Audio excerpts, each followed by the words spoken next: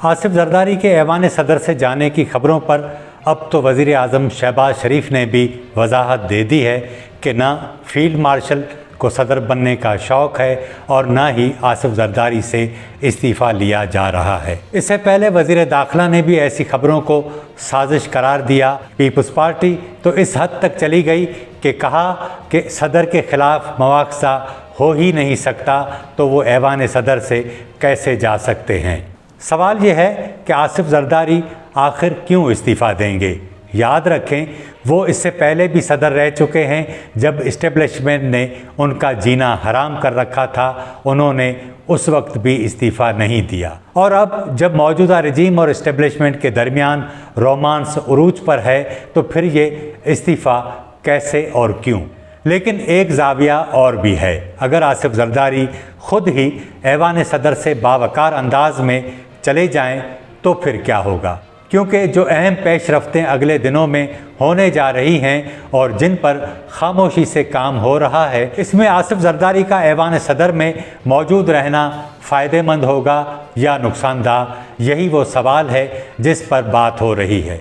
Core commander conference के हालिया press release में फील्ड मार्शल के अमरीकी दौरे को न सिर्फ तारीखी बल्कि मुनफरद भी करार दिया गया। लेकिन असल बात इसी दौरे में छुपी हुई है। इसी दौरे के बाद एक बात तो बिल्कुल वाज़ेह हो गई है कि अमेरिका ने पाकिस्तान में वज़ीर आज़म के बजाय फ़ौज को सियासी ताकत का असल मंबा समझ लिया है। लेकिन इस पर भी वज़ीर आज़म शहबाज शरीफ बहुत ही खुश हैं। हालिया बरसों में किसी अमरीकी सदर ने इतनी तवील मुलाकात किसी पाकिस्तानी आर्मी चीफ के साथ नहीं की जितनी फील्ड मार्शल और उनके साथियों के साथ की गई। तो क्या इस मुलाकात में जो यकीन दहानियाँ करवाई गई हैं वो कैसे पूरी होंगी। मौजूदा सियासी सेटअप इसमें रुकावट तो नहीं बनेगा, लेकिन जो थोड़ी बहुत सियासत बची है उसे बचाने की कोशिश ज़रूर करेगा। यही सबब है कि इन यकीन दहानियों को पूरा करना उनके लिए पॉसिबल नहीं होगा और ये यकीन दहानियाँ तब ही पूरी हो सकती हैं जब सियासी क़यादत की जगह कोई और ले। पाकिस्तान के इस्टेब्लिशमेंट का ये मानना है कि सियासी और इंतज़ामी ढांचा मुकम्मल तौर पर नाकाम हो चुका है। यही सबब है कि आपको याद होगा कि PDM की हुकूमत में SIFC बनाया गया, एक ऐसा इदारा जो मुकम्मल तौर पर इस्टेब्लिशमेंट के कंट्रोल में है। इसी इदारे के तहत ज़रई ज़मीनें, corporate farming, canals, livestock, मादनियात, तवानाई, सयाहत और बैरूनी सरमायाकारी जैसे बड़े शोबे बराह रास्त कंट्रोल किए जा रहे हैं। ये वन विंडो ऑपरेशन है जिस पर सिविलियन का कोई अख्तियार नहीं। ज़राए के मुताबिक अब इस इदारे को बाकायदा डिवीज़न बनाने की शक्ल दी जा रही है ताकि मिनिस्टरियल अप्रूवल की रुकावट भी ख़त्म हो जाए। इसी दौरान एक और पेशरफ्त हुई है। 25वीं आइनी तरमीम के तहत फाटा को जो सूबाई मातहती दी गई थी उसे वापस वफाकी कंट्रोल की तरफ ले जाने की कोशिशें शुरू हो गई हैं।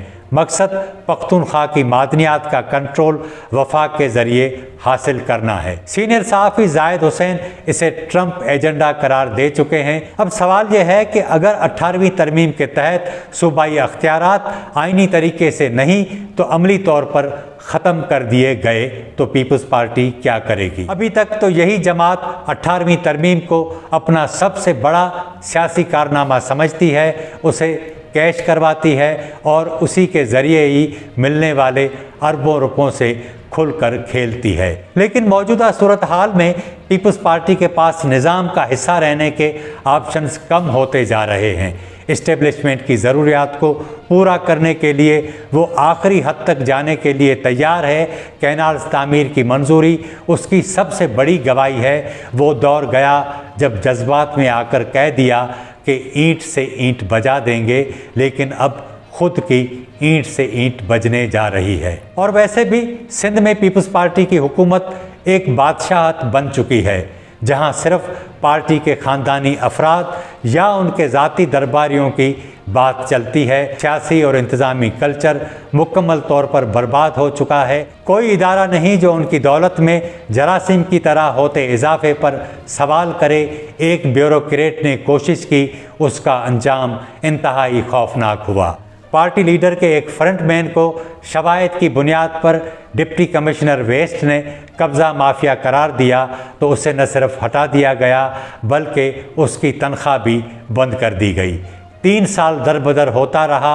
आखिरकार अपनी जेब से अखबारात में अवामी माफ़ी के इश्तिहारात छपवाने पड़े। सिंध की ब्यूरोक्रेसी करप्शन के गटर में लिथड़ी हुई है और वो सिस्टम की सबसे बड़ी सहूलतकार बनी हुई है।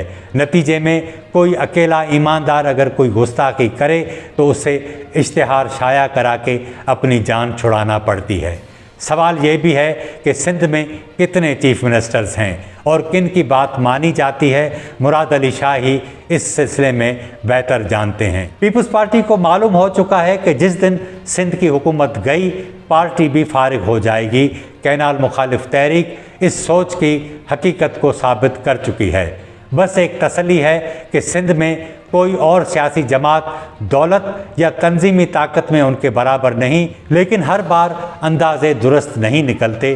पाकिस्तान की तारीख में आमिर कितने ही ताकतवर क्यों न रहे हों, लेकिन उन्हें मालूम ही नहीं था कि वो अंदर से कितने खोखले हो चुके हैं और फूला हुआ गुब्बारा जब जगह जगह से फटने लगे तो उसे बचाना नामुमकिन हो जाता है। अब आसिफ जरदारी की बात करें। चोलिस्तान कैनाल्स की तामीर पर वो राज़ी थे। 8 जुलाई 2024 की प्रेस रिलीज़ उसका सबसे बड़ा सबूत है। लेकिन जब दबाव बढ़ा तो पार्लियामेंट के मुश्तरका इजलास में खिताब करते हुए कहा कि इन कैनाल्स की तामीर से वफाक को ख़तरात लाहक हो जाएंगे। इस्टेब्लिशमेंट समझ रही है कि जरदारी एक तीर से 2 शिकार करना चाहते हैं, लेकिन शिकारी हर बार कामयाब नहीं होता। सोचने की बात यह है कि अगर जरदारी सिंध हुकूमत को बचाने के लिए ऐवान सदर से खुद ही अलग हो जाएं और अपनी दी गई कमिटमेंट्स मुकम्मल कराने में मदद करें तो भी पीपल्स पार्टी की क़यादत का सर्वाइवल मुश्किल हो गया है। वैसे भी इस्टेब्लिशमेंट के पुराने इत्तेहादी सिंध में 1.5 दिहाई से ज़्यादा अरसे से फारिग बैठे हैं। उन्हें भी कुछ न कुछ तो इसको देना होगा। और वैसे भी अमेरिका को पाकिस्तान में मुस्तहकम जमहूरियत कभी भी फ़ायदे में नहीं रही और अब तो जमहूरियत में जीम क्या जज और जर्नलिज़म में भी जीम बाकी नहीं रहा। इसीलिए अमेरिका पाकिस्तान में जर्नलों के साथ मामलात को तय करना ज़्यादा ईजी समझता है। और ये न भूलें कि ट्रंप को इस वक्त दुनिया भर से मादनियात की ज़रूरत है और पाकिस्तान उसकी अहम लिस्ट में शामिल हो चुका है।